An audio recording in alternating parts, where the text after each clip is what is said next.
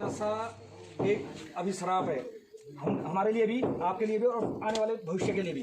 जैसे बच्चे हैं, बच्चे भी इसका काफ़ी इनके ऊपर बुरा प्रभाव पड़ता है। जैसे घर में मैं नशा करके आया, मैं अपनी बीवी से लड़ा, उसके बाद मेरे बच्चों ने देखा कि मेरे मम्मी पापा लड़ रहे हैं, तो धीरे धीरे धीरे मेंटली डिस्टर्ब होना चालू हो जाता है बच्चे, और बच्चे पर बुरा असर पड़ता है। और कहीं ना कहीं अंत में जाके वो भी उसी नशे को ग्रहण करने की कोशिश करता है या खाता है, कभी इधर देखेगा कभी उधर देखेगा। अगर हम नशा बंद करवाना चाहें तो जेंट्स लोग तो मुझे नहीं लग रहा कर पाएंगे, लेकिन लेडीज़ लोग अगर चाहें, तो महिलाएं अगर चाहें तो ये नशा बहुत जल्दी और बहुत अच्छे तरीके से बंद हो सकता है।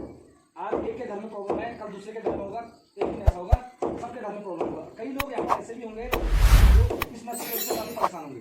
तो नशा जैसे कि आज के दौर में गरीब आदमी एक छोटा सा कार्यक्रम, एक छोटा सा प्रोग्राम जैसे बर्थडे करता है, तो बर्थडे में भी उसको कम से कम 3-4 बोतलें उनको लोगों को खिलानी पड़ती है।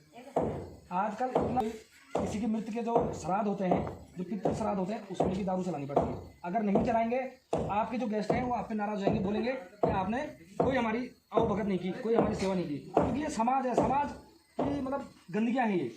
मैं हूँ चाहे कोई है, ये मतलब कुछ भी छोटा काम होता है तो हम सबसे पहले दारू ढूंढते हैं। सबसे पहले काम ये करना है कि हमको दारू बंद करवाना है। तो कोशिश करें कि महिलाएं एकजुट होकर इस दारू के खिलाफ एक अभियान चालू करें, क्योंकि ये एक दो के कहने से ये दारू बंद ना कभी होती है, ना होगी, ना कभी हो सकती है। इसके लिए चाहिए एक संगठन, इसके लिए चाहिए एकता, एक कंपनी चाहिए, ताकि कम से कम 20 से 25 औरतों का जो ग्रुप होता है, जैसे महिला मंगल दल हुआ, तो महिला मंगल दल को सक्रिय होना पड़ेगा इसके खिलाफ। कि कभी किसी की कोई शादी होती है, कुछ होता है, तो वहाँ दारू बंद करो। खास करके अगर दारू बंद नहीं कर सकते तो दारू ओपन नहीं होना चाहिए। जैसे हम लोग यहाँ गांव में बड़े शौक से बैठा के खिलाते हैं, बाल्टी में भरा 10-15 बोतल, चलो पिला दिया। कोई आदमी वहाँ पर आधा अंदर लेके आधा बाहर वहीं सो जाता है, कोई आदमी कहीं घूम रहा होता है, किसी आदमी को कहीं और जाना होता है, उधर ही सोए रहता है। एक दिन तो बीच में किसी की शादी थी, एक आदमी यहाँ लेटा हुआ था, तो हमने उसको उठाया, हमने सोचा कहीं मर तो नहीं गए, तो उठाया उसको, तब तक देखा होश में तो था पर हल्का फुल्का।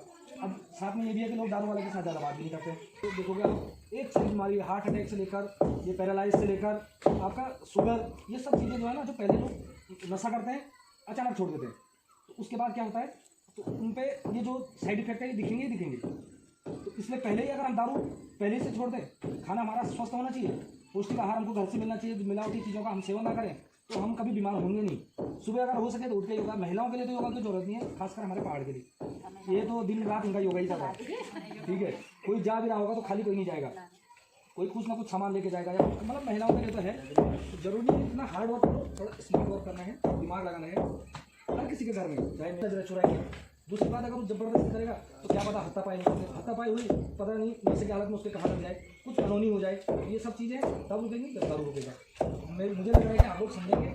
आप अपने जो साथ के लोग अपने महिलाओं को जो गाँव में एक मतलब ऐसा कार्यक्रम चलाओ, लोग नशा मत करें, खासकर दारू। भाई कोई अमीर आदमी है, उसके लाखों करोड़ों महीना का है, वो तो खिला सकते हैं, वो ऐसे दिखलाएगा, वो तो बाहर लगा देगा। आजकल तो सारे आम है, लेकिन कोई गरीब आदमी है वो कैसे ना कैसे अपने रिश्तेदार को, इसलिए आपको पता है रिश्तेदार आते हैं, उनको पिटाइयाँ या इस तरह का हमारा जो हमारे रीति रिवाज है ये तो चलता रहता है। तो इसमें ही कितना खर्चा आता है, प्लस बच्चों के लिए कपड़े, अपने लिए कपड़े, कई चीज़ें होती है। छोटी सी शादी में लाखों रुपए चले जाते हैं, साथ में उसमें 20-30 हज़ार रुपये आप दारू का अलग से जोड़ दो।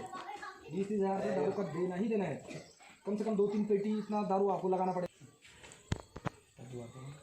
तो मुझे लग रहा है कि आप लोग समझे होंगे, ज़्यादा मतलब लंबा खींचने का मेरा वो नहीं था। आज अंकिता भंडारी के लिए पूरा उत्तराखंड बंद है, जिसकी वजह से हम ये सब नहीं कर पाए, और हम चाहते हैं कि एक आवाज़ अंकिता भंडारी के लिए भी हो। तो हम सबको को फांसी, ठीक है, अंकिता भंडारी को इंसाफ दो, दोषियों को फांसी दो। अंकिता भंडारी को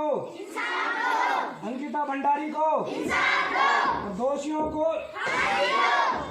को हम चाहते हैं कि जल्द से जल्द इस पे न्याय हो, इस पे फैसला हो, और उस व्यक्ति जो दोषी है, चाहे वो किसी पार्टी या किसी बहुत बड़े या किसी का है, जो हमसे बड़ा कोई नहीं है, किसी से हमसे बड़ा कोई नहीं है, जनता से बड़ा कोई नहीं है, वोट हम दे रहे हैं तो हमसे बड़ा कोई नहीं है।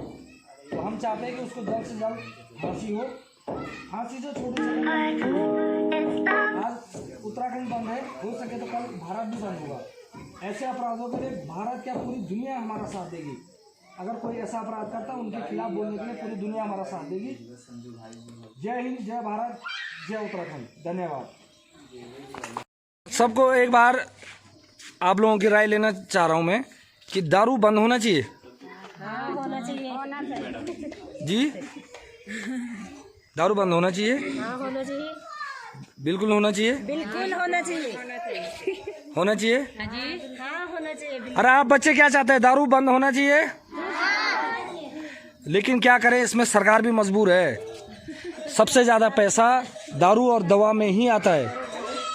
लेकिन वो अपना काम करे। लेकिन हम चाहेंगे कि हम अपने छोटे स्तर अपने गांव से शुरू करेंगे कि हमारे गांव में दारू खुलेआम नहीं पीना चाहिए कोई, और दारू पी के कोई इधर उधर जाना नहीं चाहिए।